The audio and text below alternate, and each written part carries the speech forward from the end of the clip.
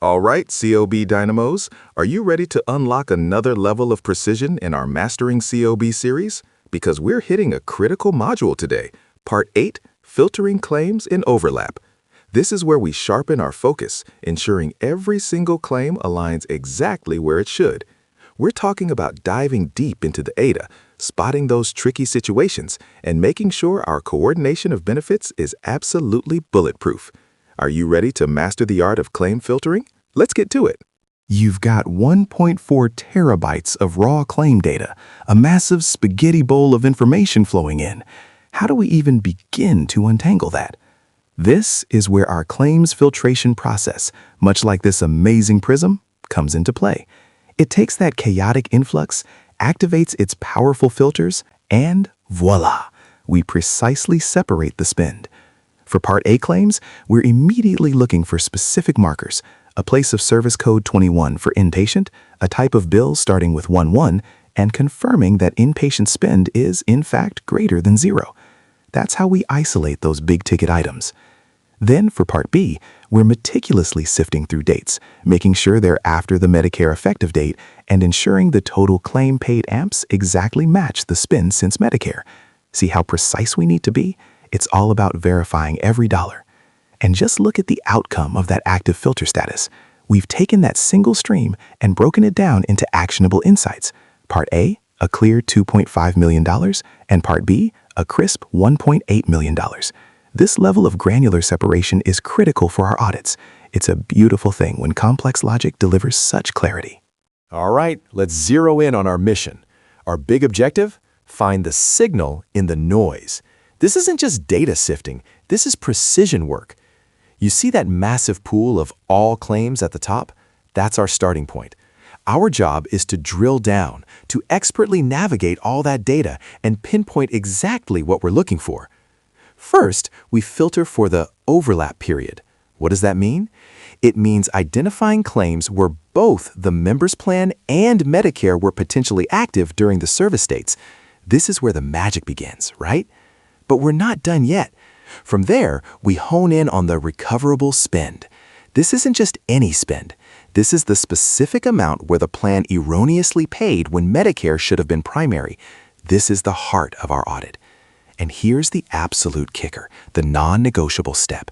That final, filtered total for recoverable spend must perfectly match the member's spend since Medicare. Why? Because that number represents the true potential overpayment. If it doesn't align, we've missed something. We need that surgical accuracy.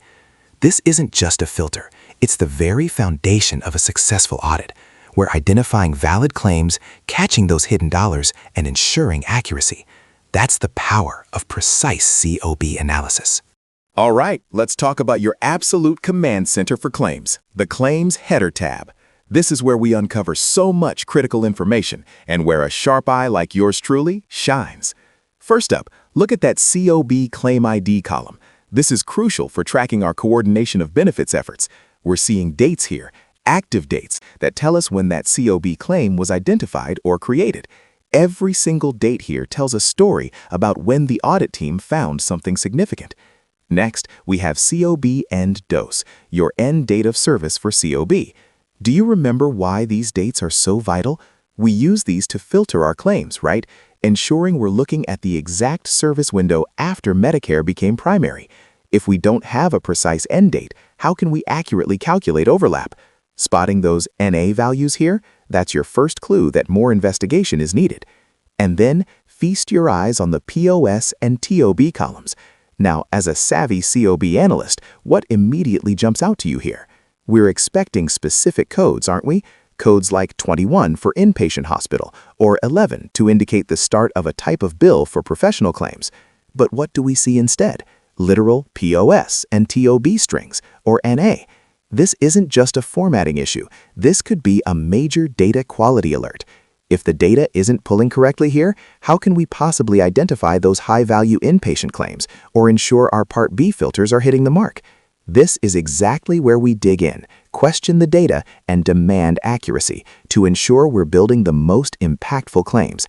Every detail matters, and discrepancies like these, that's gold for us. All right, team, buckle up. We're diving into the first sieve, and this one catches a lot of folks off guard. Dual entitlements with distinct effective dates. Ever seen this pop up? Medicare Part A and Part B rarely align perfectly. Look at our timeline. Part A kicks off on 08/01/24, right? But Part B, not until 12/01/24. That's a huge gap.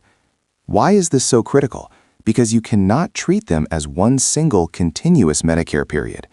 If you just grab one effective date, you're missing out on serious dollars. Each part often has its own unique effective date. This isn't just a nuance, it's a non-negotiable filtering requirement. You see that gap between Part A ending and Part B starting? That's where we need to be sharp. We must filter claims separately for Part A's effective period and then for Part B's. This demands precision. Think about the claims falling in that 08/01/24 to 12/01/24 window. Those are Part A considerations, but Part B isn't even in the game yet. This isn't just an option, it's a mandate. You have to sort them individually. This kind of distinct effective date management is what separates the casual auditors from the truly meticulous ones. Get ready to celebrate this complex logic, because understanding this keeps us accurate. All right, team, let's jump right into isolating our claims with precision. See that COB NDOS column? This is our key, isn't it? We're going to click that little drop-down arrow, and what do we select? That's right, date filters. Now, why are we choosing after here?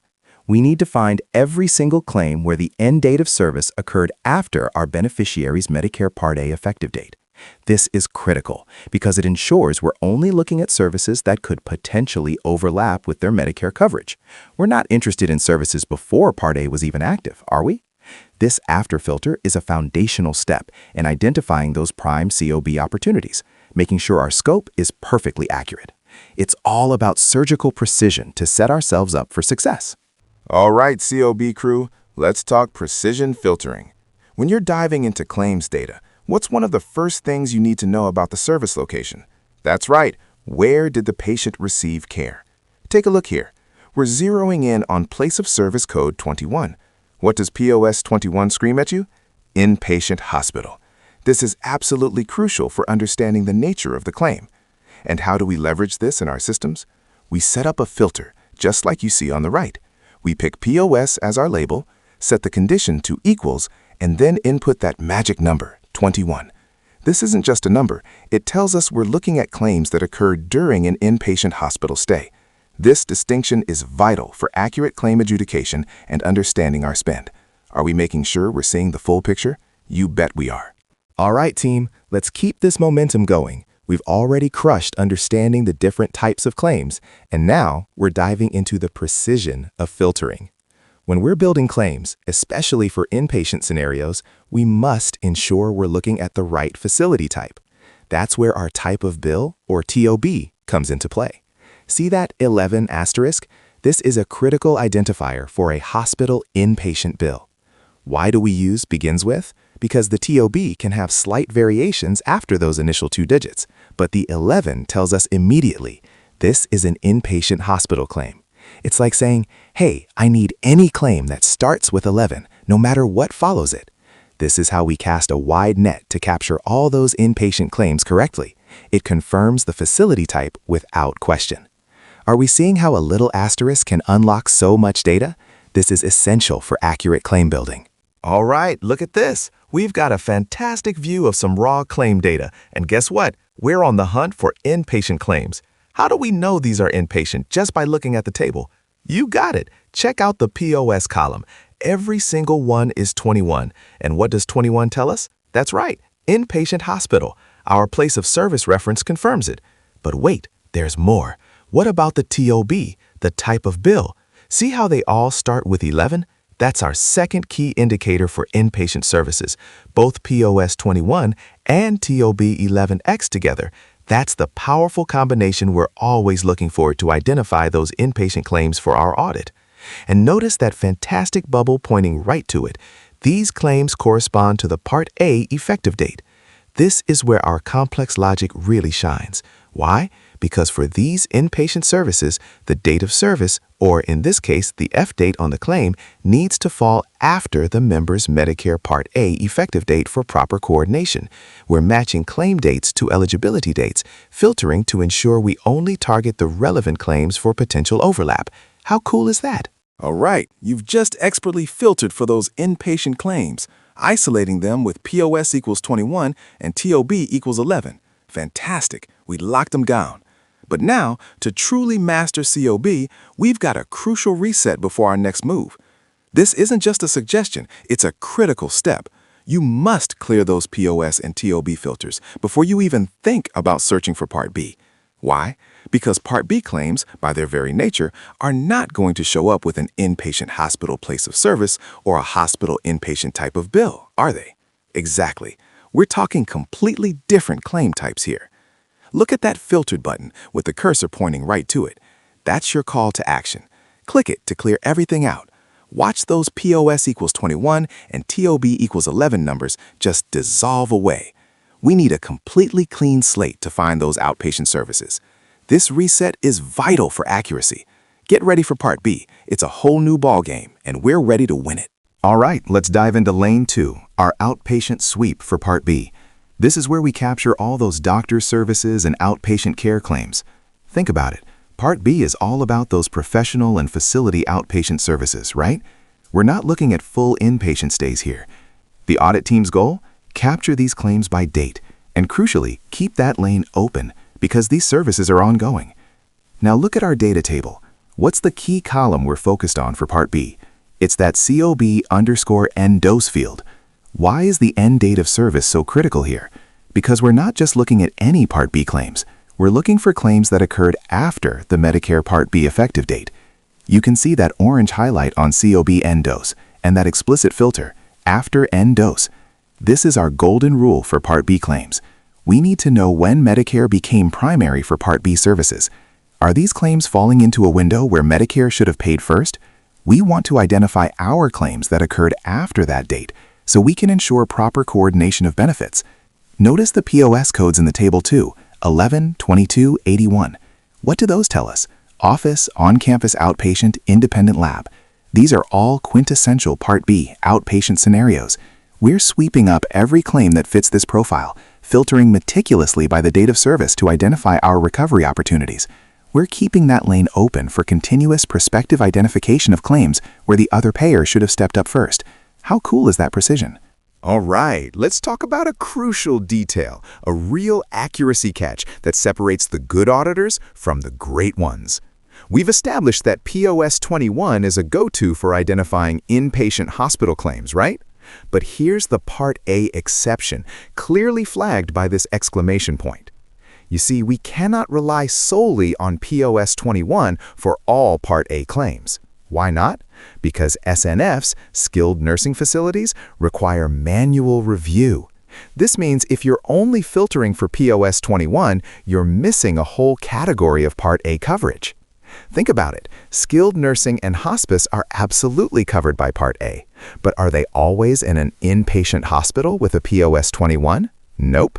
A skilled nursing facility, for example, typically uses POS 31. This is a critical distinction. We need to remember this for our claim building. Part A coverage isn't just one place of service. It's about knowing which services fall under Part A and then cross-referencing their actual place of service. This is where our keen eye for detail truly makes us experts. All right, let's talk about one of our absolute golden rules. Trust but verify. It's not just a catchy phrase, it's a cornerstone of our accuracy. Think about it. How do we know we've captured all the relevant spend? We need to match our work to the source. The sum of your meticulously isolated claims batches, that's your Part A total and your Part B total, must equal the member's spend since Medicare field. This isn't just busy work, it's your final check. It guarantees that the claims you filtered and built across both Part A and Part B perfectly align with the total spend recorded in that spend since Medicare field. Are you catching all that spend? This equation tells you Part A plus Part B equals spend since Medicare. See that green check mark? That's what we're aiming for. It's proof positive that your audit is complete and accurate. It means you've successfully identified all the appropriate spend for that member. How empowering is that? All right, team, let's talk about precision. This is our game plan, our secret sauce, the filtration protocol that guarantees we find every single penny. It's a 5-step process, and each one is absolutely vital for accuracy. First up, step 1, check effective dates. Why is this critical? Because if our dates are off, everything else we do will be wrong. We can't even begin to filter claims until we know exactly when Medicare became primary, right? This sets our whole foundation. Then we dive into step 2, filter Part A, POS 21 plus TOB 11. This is where we start zeroing in on those inpatient claims. You'll notice we're looking for a place of service of 21, which signifies an inpatient hospital stay, and a type of bill starting with 11. That asterisk on TOB 11, that's a little hint that there's even more fantastic detail to unpack there, ensuring we capture everything accurately. This combination is key for identifying those high-dollar Part A inpatient claims. Isn't that just beautiful logic? After our Part A deep dive, we move to step 3, clear all filters. This step is often overlooked, but it's super important. We clear the slate to avoid any cross-contamination from our previous filters. We want a clean canvas for our next steps. You wouldn't paint over a masterpiece, would you? Next, for step 4, filter Part B, end DOS state. This is where we shift gears. For Part B claims, we focus on the end date of service to make sure we're capturing claims that fall after that Medicare Part B effective date. Part A and Part B have their own nuances, and filtering by NDOS for Part B ensures we're precise.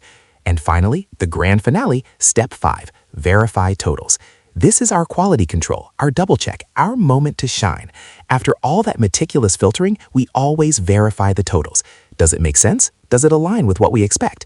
This is where we catch any sneaky errors and ensure our audit findings are absolutely bulletproof. It's all about leaving no stone unturned. All right, team. Let's talk about leveling up our efficiency with a fantastic workflow tip, batching. You know how much we love finding clever ways to optimize our process, right? This flowchart right here is your secret weapon. We're moving from our tracker, where those claims live, straight into a temp batch in Excel. What's the genius move here? You're going to paste those Part A claim numbers into Excel temporarily. Why? Because sometimes you need to set aside specific data to really focus on the next big task without losing sight of anything. It's all about making sure we don't drop the ball on any claim. Then, once those Part A numbers are safely tucked away, we pivot. We jump into the Build tool and focus on building all of those Part B claims. This allows you to power through Part B, leveraging the tool's capabilities. We're talking streamlined, folks. And once you've crushed Part B, what do? We loop back. We grab those Part A claim numbers from your temporary Excel batch and manually add Part A. This method lets you concentrate on one claim type at a time, minimizing errors and maximizing speed.